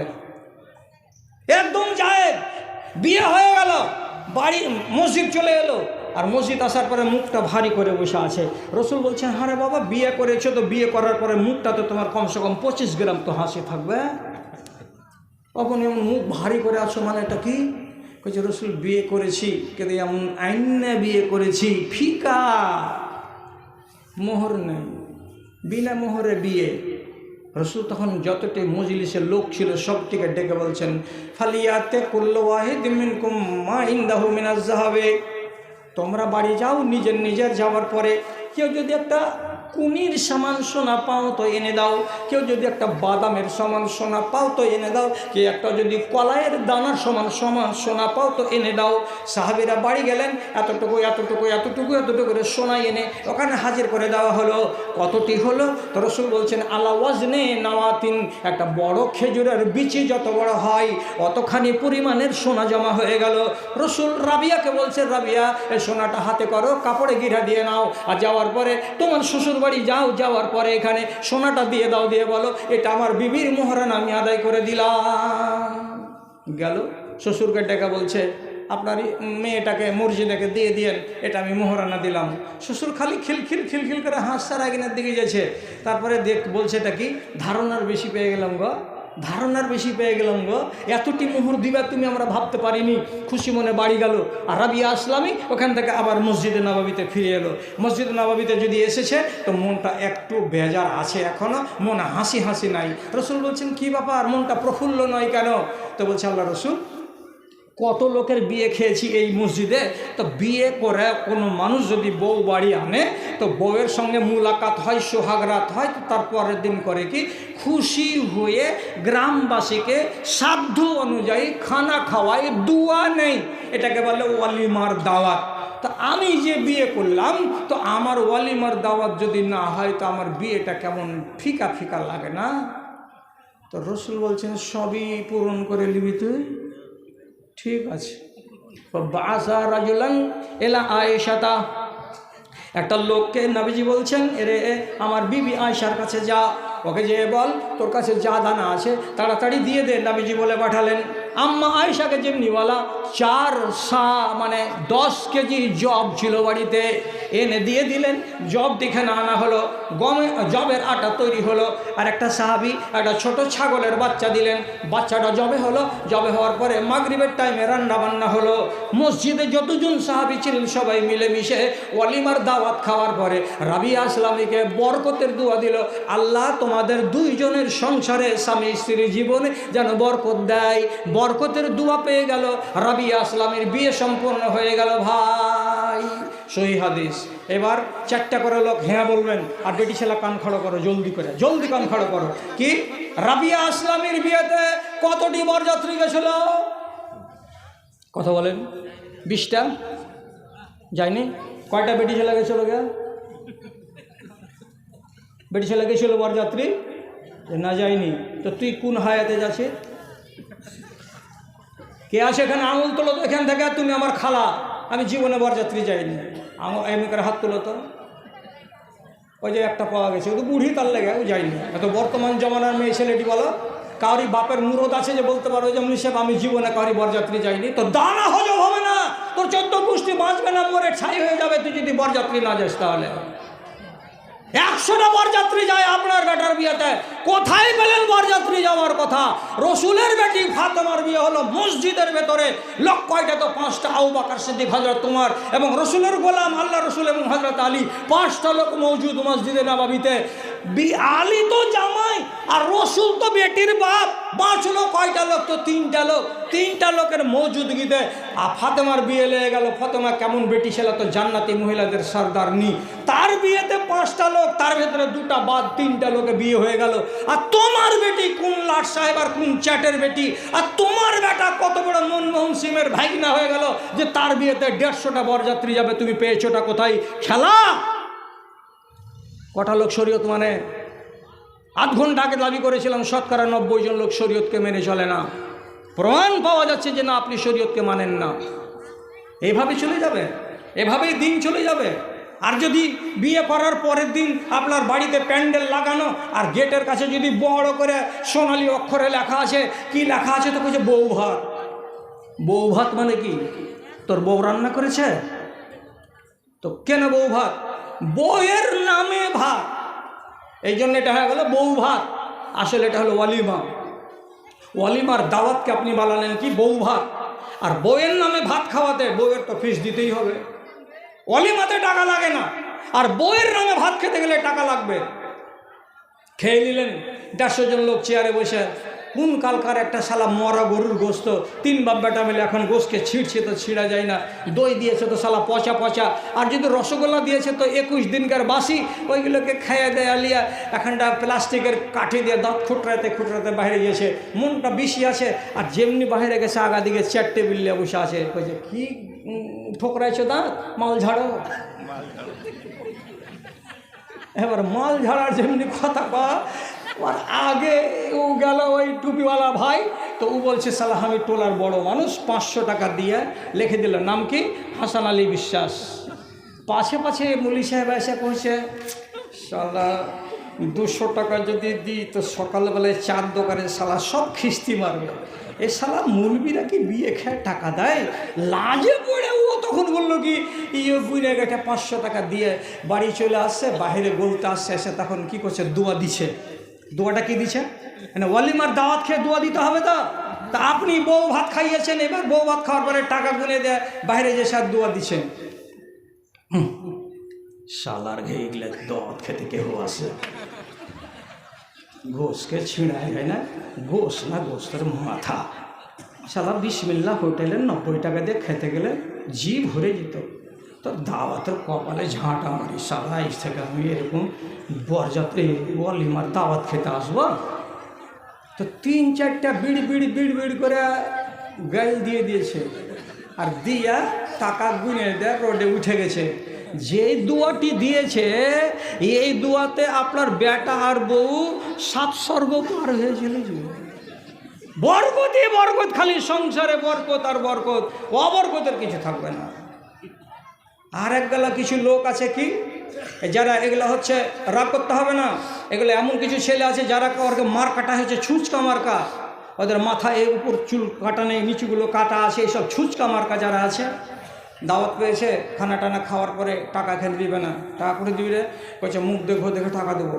তো যান, এই যে রোজিনাকে বিয়ে করে নিয়ে এসেছে, তো সকালবেলায় একটা পাতলা লাল প্যান্ট পেনে ওড়নি মাথায় চাপিয়ে দিয়েছে, আসল পর্দা টর্দা ওর কিছুই নেই, ওর গলা দেখা যাচ্ছে, ওর হাড় 3 ভরির 2.5 ভরির, ওর হাড়ের ঝুল কত লম্বা ওখান পর্যন্ত দেখা যাচ্ছে।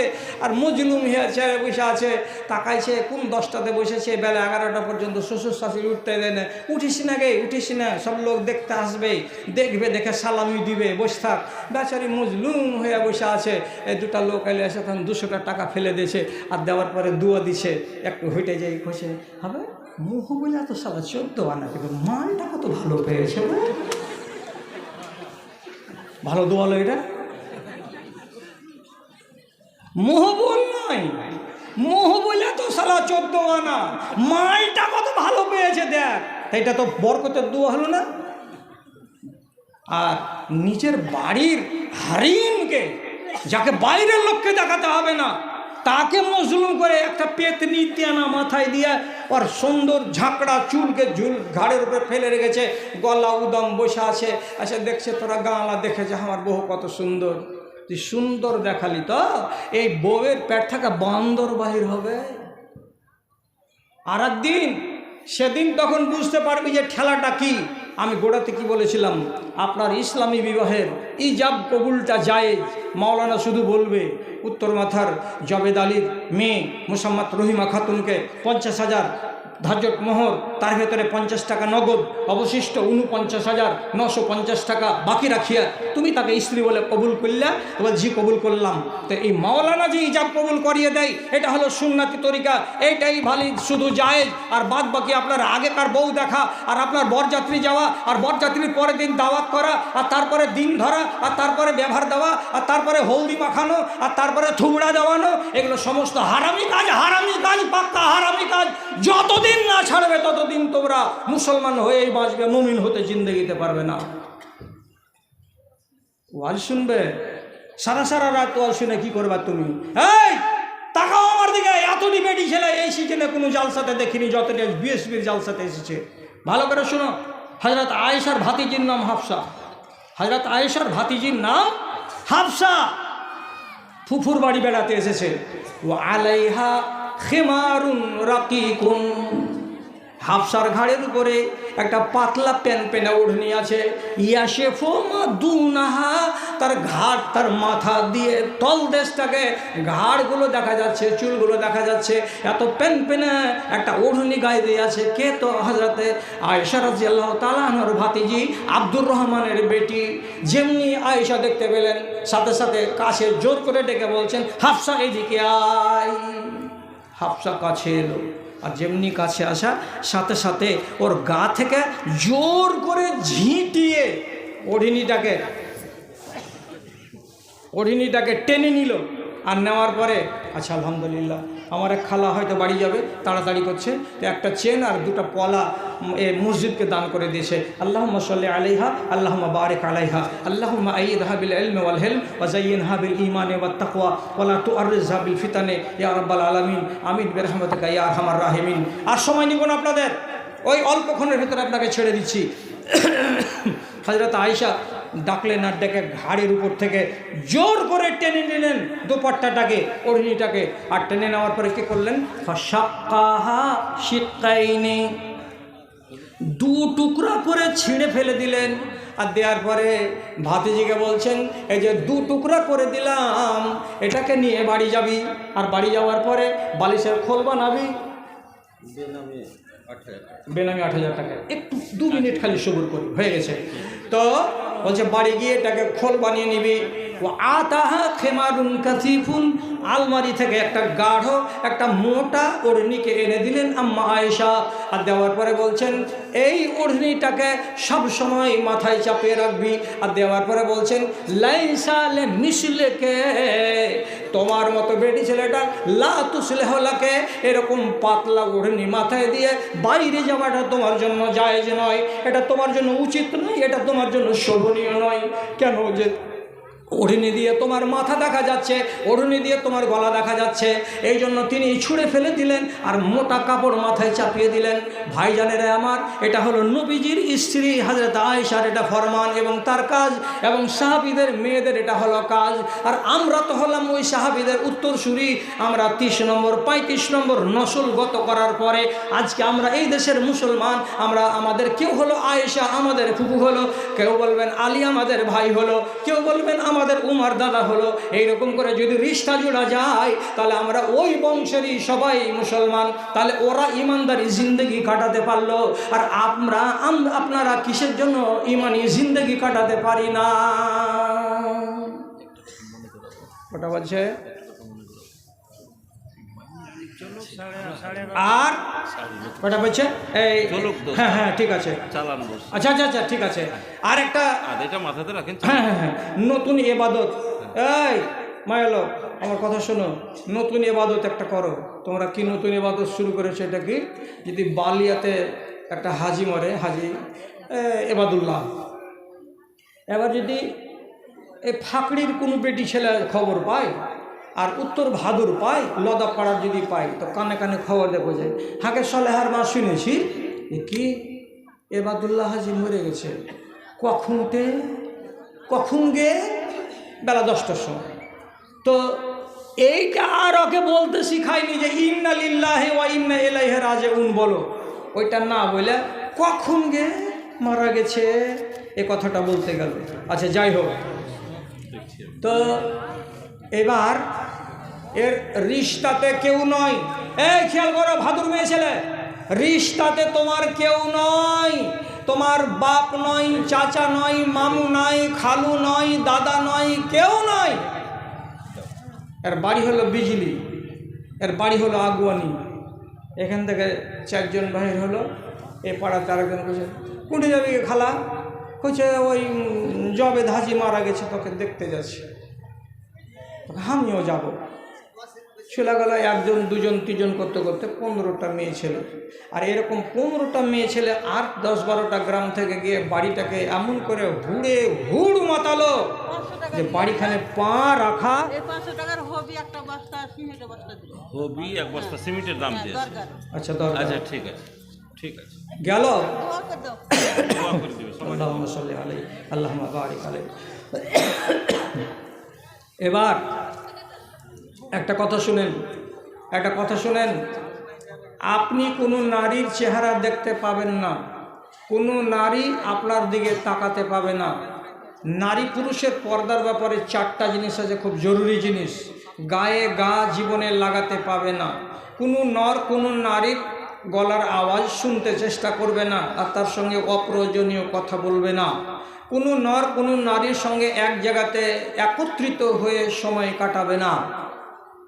এবং এই নর আর এই নারী জীবনে চলার পথে কোনোদিন এই রকমের কাজ করবে না যেই কাজটা ওর মনের ভেতরে আর এর মনের ভেতরে উত্তেজনা সৃষ্টি করে। এমন পর্যন্ত কি মশলা যদি জানার থাকে তাহলে পর্দার আড়াল থেকে জানতে হবে। তাহলে এতগুলো বিধিবিধান আল্লাহ তাআলা কোরআন মাজিদে দিয়ে রেখেছেন। আমি ওই নারীর জন্য আমাকে দেখা যায়, যেই নারী আমার রিশতাতে কেউ হলো, আমার মাহরাম, আমার বোন, আমার খালা, আমার ফুফু, আমার দাদি। এখন আপনারা বলবেন এতগুলো মেয়ে আপনার দিকে যে দেখে আছে, তো তাহলে এটা দেখা কি হালাল? তো এরা এখন আমার কাছে আমার দিকে যে দেখছে, তো এই দেখাটা হলো কেমন দেখা? তো মুরব্বির দিকে দেখা। মুরব্বি মানে কি? আমি ওদেরকে কিছু শিখাচ্ছি, এই জন্য আমার চেহারার পানে ওরা দেখতে পারে। আর আমি যদি ওর চেহারার দিকে তাকাই, আর তাকাবার কালে যদি আমি কি করি, একজন মুরব্বি হিসাবে তাকে কিছু শিখাই, শিখাতে গিয়ে যদি তাকাই, তাহলে এইটুকুনি যায়। তাছাড়া অপ্রয়োজনে কোনো রমণী কেউ নয়, শিখতে আসেনি, জানতে আসেনি, আমি যদি তার দিকে তাকাই তাহলে এটা আমার জন্য হারাম, এটা ওর জন্য হারাম। তাহলে ওই হাজী সাহেবকে জীবন্ত অবস্থায় যদি তোমার দেখা যায় থাকে, মরার পরে তোমার দেখা যায়। আর বেটা ছেলেরা আপনারা একটা কথা শিখে রাখুন, আপনার মাকে কাফন পরিয়ে গলিতে রেখেছেন যে এবার দাফনের দিকে যাবে, 10 মিনিট দেরি আছে। তো যে কোনো লোক আসছে, আর আসার পরে বলছে যে এ ভাই একটা মুখটা খুলো না, হাইজানের ছবিটা, হাইজানের মুখখান দেখি। তো হাজী সাহেবিনীর যে মুখখানা দেখতে চাইছে কোনো লোক, তা আপনি চট করে কাফনের কাপড়টাকে মুখ থেকে খুলে দিচ্ছেন, আর দিয়ে এই আজরাবি লোকগুলোকে আপনার মায়ের চেহারা দেখতে দিচ্ছেন। আল্লাহর কসম খেয়ে বলছে এটা হারাম কাজ। আপনি কোনো রমণীর মরা হোক আর জিন্দা হোক চেহারা দেখতে চাইবেন না। যদি ওইটা আপনার মাহরাম হয়, আপনার ফুফু হয়, মামি হয়, খালা হয়, দাদি হয়, তাহলে আপনি দেখতে চাইবেন, আপনার জন্য দেখা যায়, আর বাকি কোনো মানুষের জন্য দেখা যায় যে নয়। তাহলে তোমরা ভাদুর নারীরা, তোমরা কি শিক্ষার দিক দিয়ে কি কম আছো? কেন তোমরা যাবে যে কোনো মানুষ মরে যেতে গেলে এক গাঁ থেকে আর এক গাঁ ওই লোকটাকে দেখার জন্য? এটা তোমাদের জন্য জায়েজ নয়। হারাম কাজ করবে না, আর হারাম কাজে নিজেকে জড়াতে যাবে না। আল্লাহ রাব্বুল আলামিন তোমাদেরকে যেন হেদায়েত দান করে। কথা অনেক বলার ছিল, কিন্তু কথাটা হলো এই যে আজকের মজলিসটা একেবারে একান্ত এই মসজিদের উন্নতি কল্পে। তো ইনারা আমার উপরে দায়িত্ব দিয়েছেন যে আপনার হাতে কিছু মানুষ আপনাকে ভালোবাসে বলে টাকা দিবে। তো টাকা তো সব তুলে নেওয়া হয়ে গেছে, মোটা মোটা মাস্টি। আমি আপনাদের কাছে ছোট ফকির, আপনি আমাকে ছোট ছোট টাকাগুলো কিছু দিয়ে যান, আর দিয়ে রাস্তাটা নেন। আপনাকে আমি বড় ভাই, মেজো ভাই, সেজো ভাই বলে আবেদন করছি।